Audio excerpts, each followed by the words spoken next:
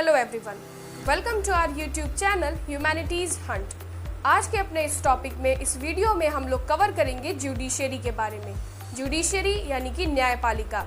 न्यायपालिका का कार्य होता है कि कानून को ठीक तरीके से सुचारू रूप से संचालित करे और साथ ही साथ अगर कोई ऐसी चीज़ें हैं जो संविधान के खिलाफ है या फिर किसी के राइट्स का वायलेशन करती हैं, तो उस स्थिति में न्यायपालिका के पास ही ये हक होता है कि वो उसको दंड दे। तो चलिए फिर बिना देर किए शुरुआत करते हैं जुडिशरी की। जुडिशरी यानी कि न्यायपालिका, जिसके बारे में हमारे संविधान के चैप्टर 4 पार्ट 5 जिसका नाम है द यूनियन जुडिशरी के बारे में विस्तृत रूप से दिया गया है।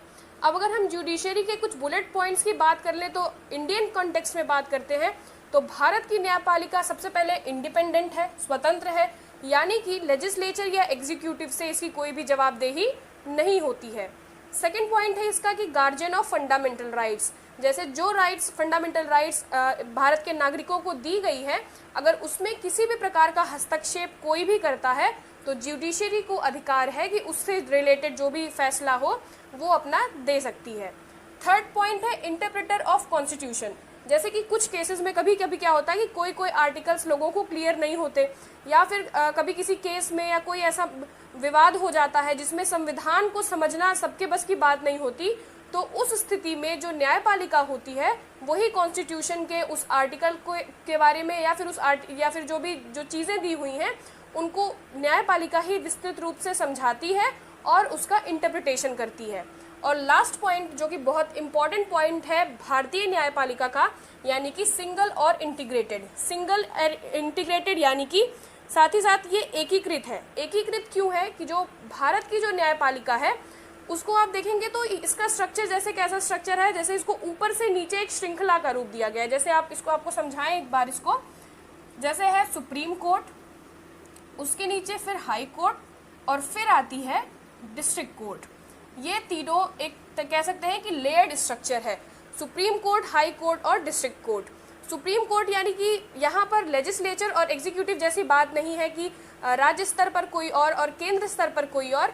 हाँ, आप ये कह सकते हैं जैसे अगर कोई ऐसा फैसला या फिर कोई कन्फ्लिक्ट है, सबसे पहले डिस्ट्रिक्ट कोर्ट के पास गया, अगर आप यहाँ के फैसले से संतुष्ट नहीं हैं तो आप हाई कोर्ट जाएंगे, और अगर आप हाई कोर्ट के भी फैसले से संतुष्ट नहीं हैं तो फिर आप जाकर के सुप्रीम कोर्ट जाएंगे। इसमें ऐसा कोई कंपल्शन नहीं है कि जो सुप्रीम कोर्ट है ये केंद्र का ही कोर्ट है और जो हाई कोर्ट है ये सिर्फ राज्य का ही कोर्ट है। हाँ, कह सकते हैं कि केंद्र स्तर का कोर्ट सुप्रीम कोर्ट है और राज्य स्तर का कोर्ट हाई कोर्ट है, लेकिन ये राज्य या केंद्र स्तर पर बांटा हुआ नहीं है। इसके साथ साथ आपको और बता दें, जो आर्टिकल हमारा 124 से लेकर के 147 में आपको सुप्रीम कोर्ट के बारे में विस्तृत रूप से मिल जाएगा, और आर्टिकल 214 से लेकर के 237 तक आपको हाई कोर्ट के बारे में विस्तृत रूप से मिलेगा। बहुत सारी कुछ चीज़ें अलग अलग भी हैं, जैसे कि जो सुप्रीम कोर्ट के जजेस हैं इनकी रिटायरमेंट की एज जो है वो लगभग 65 साल की होती है। हाई कोर्ट के जजेस हैं इनकी रिटायरमेंट एज जो होती है वो 62 साल होती है। तो इस तरह से ये पूरा एक स्ट्रक्चर बनाया गया है। हालांकि बाद में जब हम एक एक करके पूरे चीज़ों को बहुत ही क्लैरिफाई करेंगे, अलग अलग वीडियोस में पढ़ेंगे, उसमें हम लोग डिस्कस कर लेंगे, लेकिन यहाँ पर एक ब्रीफ आप जानते रहिए कि क्या स्ट्रक्चर है, क्या न्यायपालिका का कह सकते हैं कि हमारे भारत में किस तरह की न्यायपालिका या फिर जुडिशियल सिस्टम आपको देखने को मिलेगा। एक बहुत ही इंपॉर्टेंट पॉइंट आर्टिकल 50, आप लोग जब पढ़ेंगे इसको तो इसके बारे में आपको बता दें। आर्टिकल 50 में पृथक्करण के बारे में बताया गया है। आर्टिकल 50 इसमें ये कहा गया है कि न्यायपालिका को कार्यपालिका से बिल्कुल पृथक रखा गया है, यानी कि जो जुडिशरी है इसको सेपरेट किया गया है लेजिस्लेचर से। अब क्यों सेपरेट किया गया है, अगर आप ऐसे समझिए, जैसे मान लीजिए ये लेजिस्लेचर है और ये है हमारी जुडिशरी। अगर ये दोनों आपस में जैसे कि मिलजुल करके रहेंगे तो होगा क्या कि जैसे कोई जनता है वो अपना केस लेके आती है जुडिशरी के पास, मान लीजिए इसको इससे ही प्रॉब्लम है, लेकिन अगर ये दोनों मिलजुल के रहेंगे तो क्या इसको ठीक तरीके से न्याय मिल पाएगा? कभी नहीं मिल पाएगा। इसीलिए आर्टिकल 50 में कहा गया है कि जो जुडिशरी यानी न्यायपालिका होगी ये बिल्कुल अलग होगी कार्यपालिका यानी कि लेजिस्लेचर में। इसका एक बहुत ही इम्पॉर्टेंट सिद्धांत भी है, आप लोग जब पॉलिटिकल थ्योरी में हम लोग एक एक करके पढ़ेंगे इसको, मॉन्टेस्क्यू का सिद्धांत, जिसको कहते हैं theory of separation of powers.